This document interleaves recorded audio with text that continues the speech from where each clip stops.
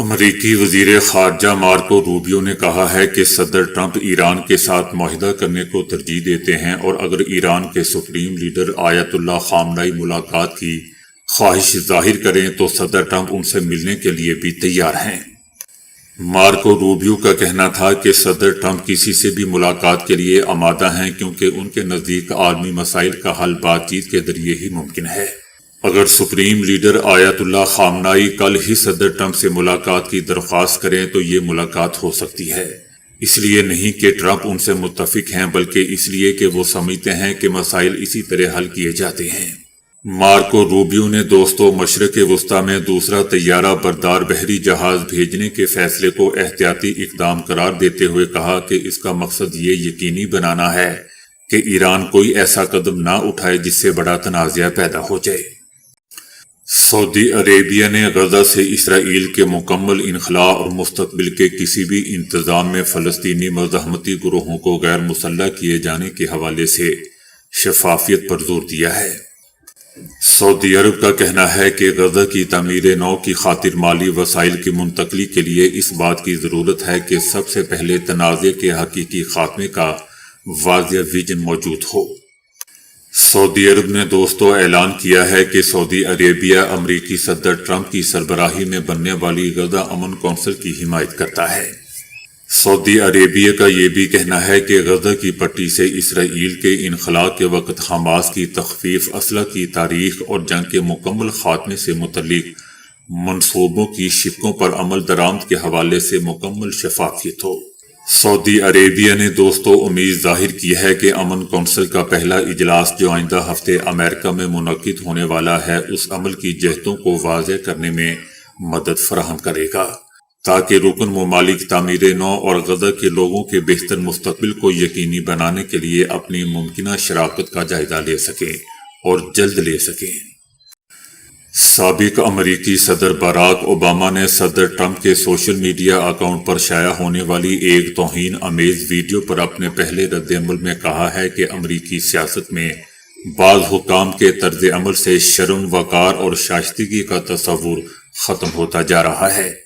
یہ ویڈیو جو مصنوعی ذہانت کی مدد سے دوستوں تیار کی گئی تھی اس کی بیوی اور باراک اوباما کو توہین آمیز انداز میں بندر کی صورت میں دکھایا گیا تھا، جس کے بعد دونوں بڑی سیاسی جماعتوں کی جانب سے شدید رد عمل بھی سامنے آیا تھا۔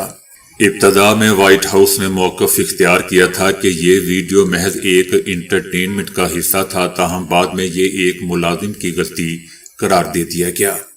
سابق صدر اوباما کا کہنا ہے کہ اس طرح کے رویے وقتی طور پر توجہ تو ضرور حاصل کر لیتے ہیں اور لوگوں کی توجہ اصل مسائل سے ہٹا دیتے ہیں، لیکن امریکی عوام آج بھی وقار، احترام اور مہربانی جیسی اقدار پر یقین رکھتے ہیں۔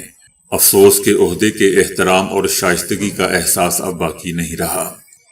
اوباما کا مزید دوستوں کہنا تھا کہ ان اعمال پر شرم محسوس کرنے کا جذبہ ختم ہو چکا ہے۔ اپنے امریکہ بھر کے دوروں کے دوران وہ ایسے افراد سے ملتے ہیں جو اب بھی انسانی اقدار کے پابند ہیں۔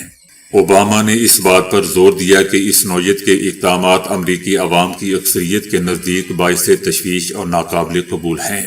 دوسری جانب صدر ٹرمپ کا عجیب و غریب بہانہ ہے کہ انہوں نے مکمل ویڈیو نہیں دیکھی اور ان سے کوئی غلطی سرزد نہیں ہوئی، اس لیے انہوں نے معذرت کرنے سے بھی انکار کر دیا۔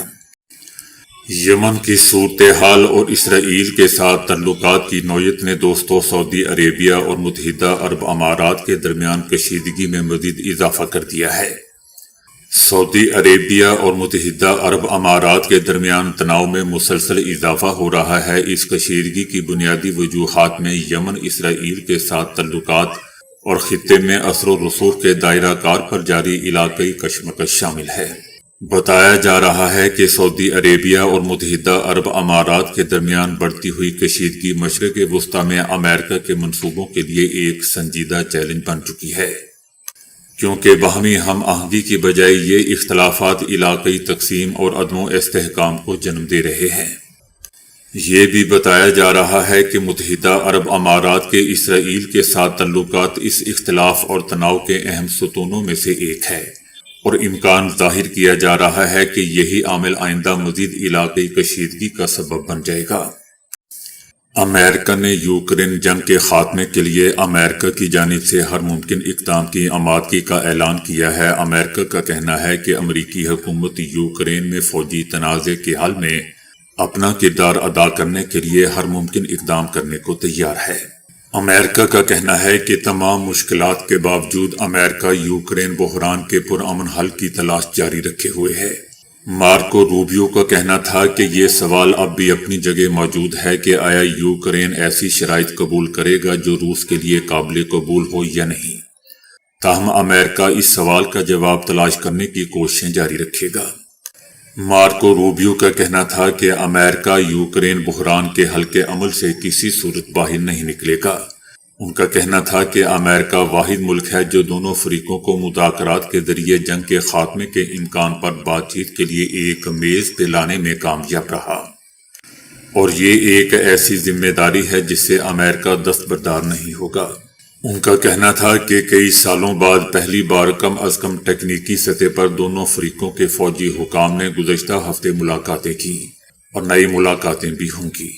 ان کا کہنا تھا کہ اگرچہ یوکرین سے متعلق باقی ماندہ اختلافی نکات کی فہرست مختصر ہو رہی ہے، لیکن ان میں سے بیشتر اب بھی پیچیدہ ہیں اور مزید محنت کے متقاضی ہیں۔